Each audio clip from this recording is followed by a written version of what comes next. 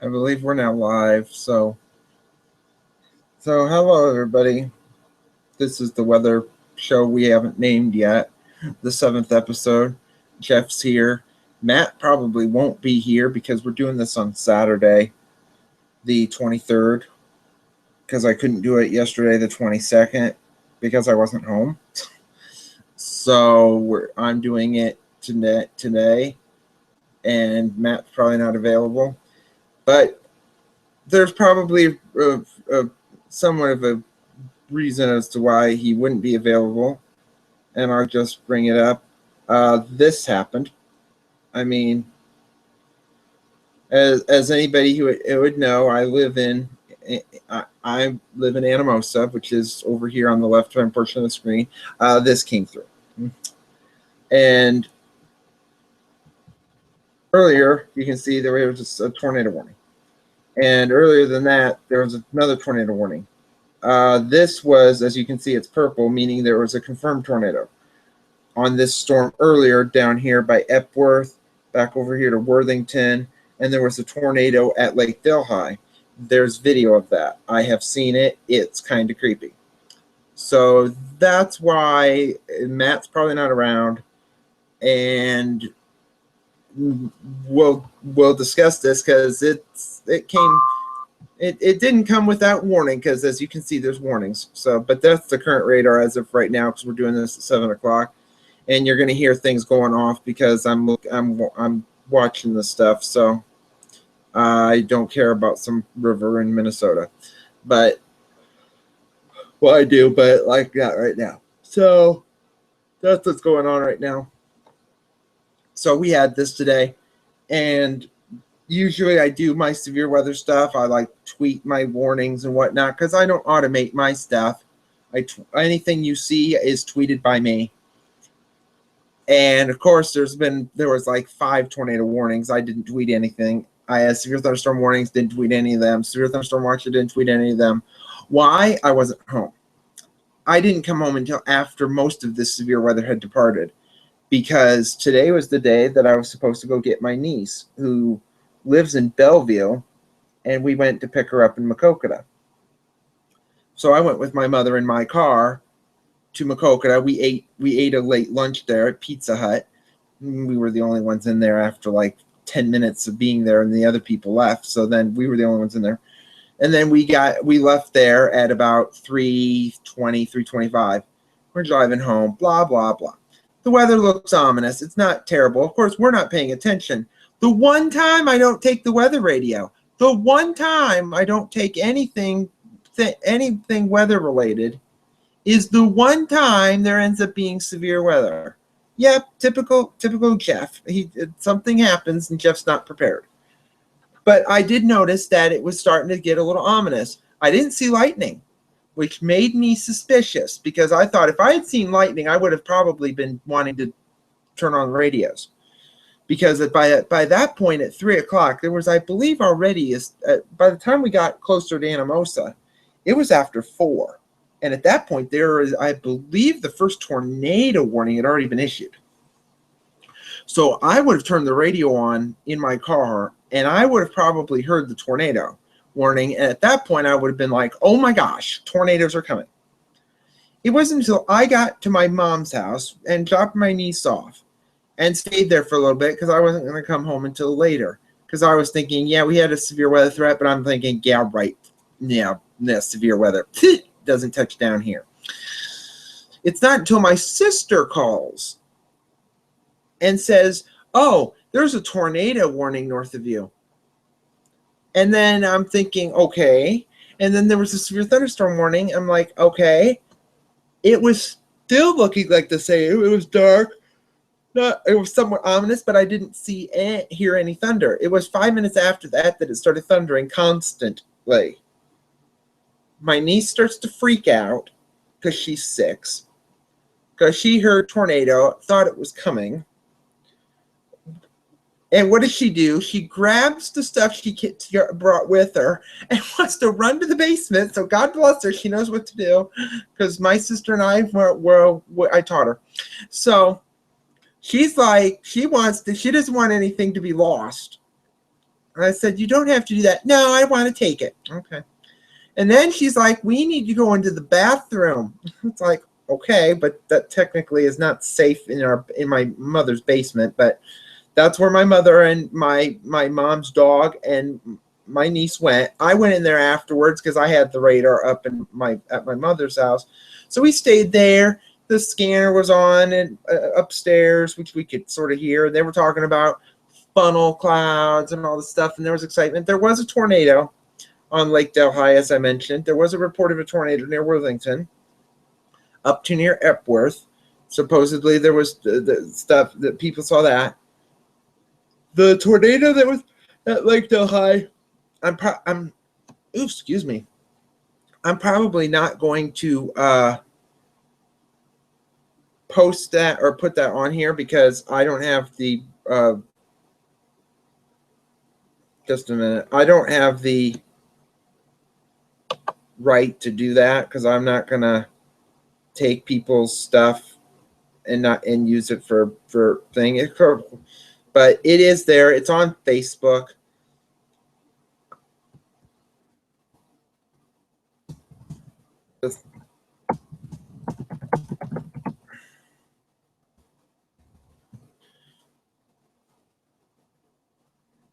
So let me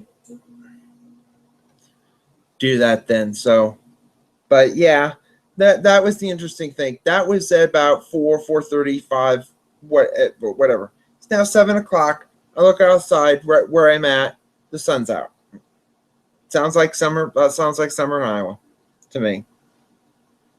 But and this is just the weather today. Imagine if we had done this yesterday. Excuse me. All this excitement makes me tired. Imagine if we had done this show yesterday and it would have been like, what happened in this week? It would have been that outflow boundary that came in from the northeast a couple of days ago. I think it was Thursday. Yeah. It's the day it was when Boston was at the Jones County Fair. You know, Boston, take me by surprise, make you realize, Amanda. Those people.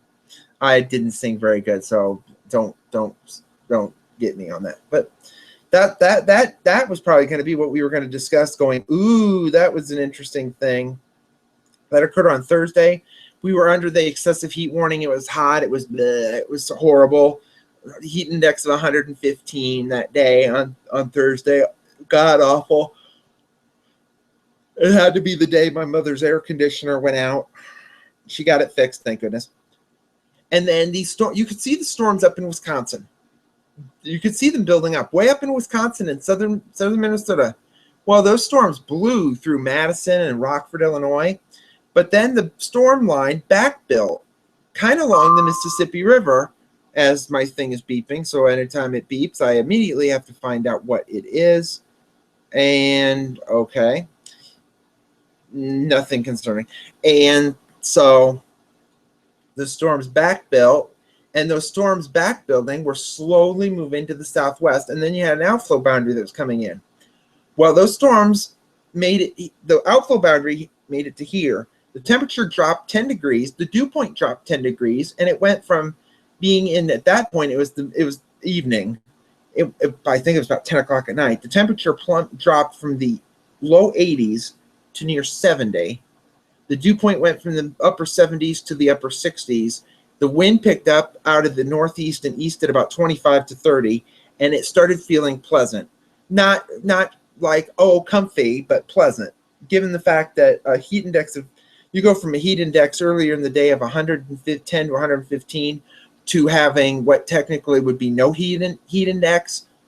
It's heaven. Taking a temperature of about, I think it was 73 and a dew point of 69 is much better than what it was before the outflow when it was 80. I think it was 84 over 81. And then it went down to 73 over 69. I'm like, I'll take that. 73 over 69, I'll take that in the summer. So, but that rain that fell that night, we had another inch and about 1.4 inches of rain from that on Thursday night. And today's rain, we had a bunch of rain from this storm because I think we had at least another inch. I'd have to go and look because I haven't looked at the rain gauge. I briefly, saw that we had about an inch. So getting a lot of this tropical downpours because the precipitable water level has been very high with the amount of dew point, the high dew points we've had of late. But we had heat, the excessive heat warning for the last 3 days. In fact, it expired just as the show started at 7 o'clock for 3 days. Today here, I don't think it got higher than about 86 or 87. Yesterday, we had modified air, so the dew point was slightly lower, and the temperature, I think, barely hit 90. And the first day of this excessive heat wave, the temperature was like 96.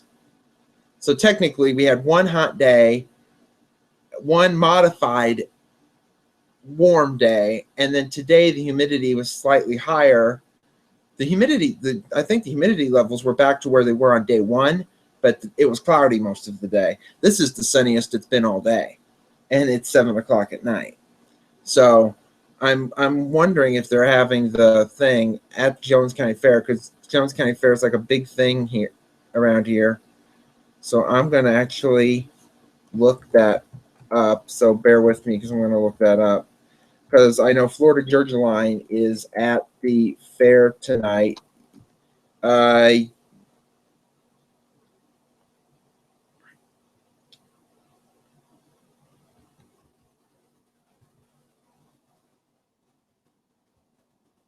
Yeah, they're going to start the concert late. 90 minutes late is when they're going to start it.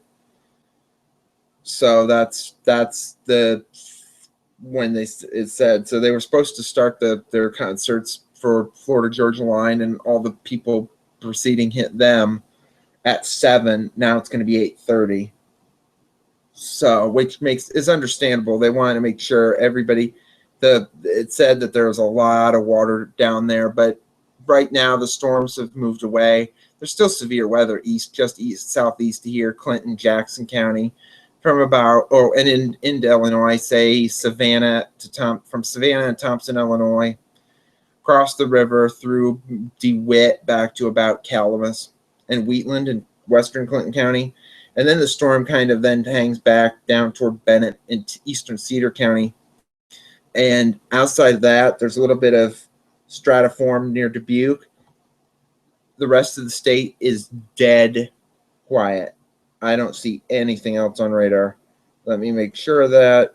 And the answer is yep, there is nothing west of here. So the rest of the night is going to be fairly quiet, calm, and decent at this point. But outside of that, that's just the weather that's gone on in the last couple of days here. Hot weather and all that stuff. Now, excuse me.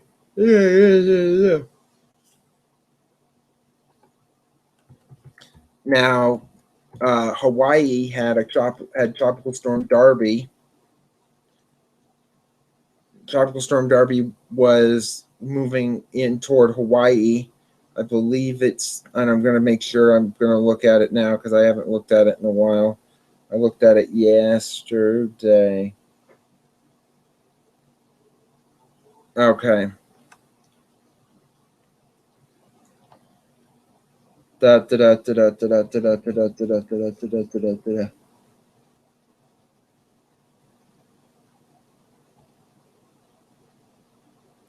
Well, this doesn't help me worth a diddly do. Give me this. Okay, Tropical Storm Darby was coming ashore in Kau district of the Big Island. And that was as of 2 p.m. Hawaiian Standard Time, which would be the advisory that just got issued at the top of the hour. Yes. So this is recent.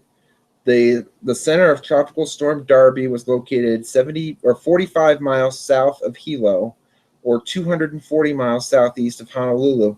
Maximum sustained winds are at 40 miles per hour, so it's a minimal tropical storm. And it's moving to the west-northwest at 10. So it's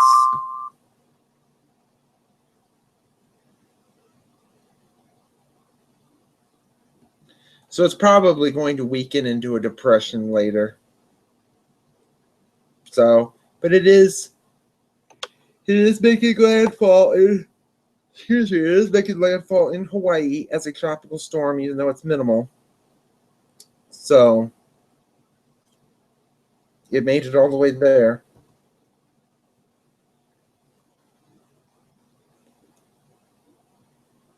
I think by the looks of it, it's going to be south of Kilauea of it's going to be south of the volcanoes. It's going to be very close to the volcanoes. Yeah, let's have a volcano. Let's put. You're going to have a tropical storm moving over an active volcano. That's going to be interesting. Anyway, so enough of that. Yeah, the warning in Jackson and Clinton County is gone. It's expired. So there's not much going on right now. At this point, outside of Darby, there's nothing tropical in the Atlantic right now. There are so many other storms in the Pacific. I'd have to go back and look at them again. I think there's tropicals. There's something. I want to make sure I know I got this. Yeah, we have two tropical storms in the Eastern Pacific. Darby's in the Central Pacific. We have Tropical Storm Frank and Tropical Storm Georgette. Frank is expected to go is south of Baja, California, and it's going to turn and go west. It's expected to strengthen, possibly into a, well, no, it says it's not supposed to strengthen, but it's a 65, so it may or may not strengthen into a hurricane. We'll see. Georgette is at 70. Excuse me. It's expected to become a hurricane and kind of move northwest and then west and then dissipate in about 5 days' time, or at least become extratropical. So that's what's happening right now. At this point, the Atlantic looks dead quiet, which is a bit surprising that there's nothing going on there. Severe weather threat. I already discussed where the severe weather is leaving the state right now. So outside of that, we don't have anything else going on. I'm making sure I'm not missing anything else that I'm missing. Nope. So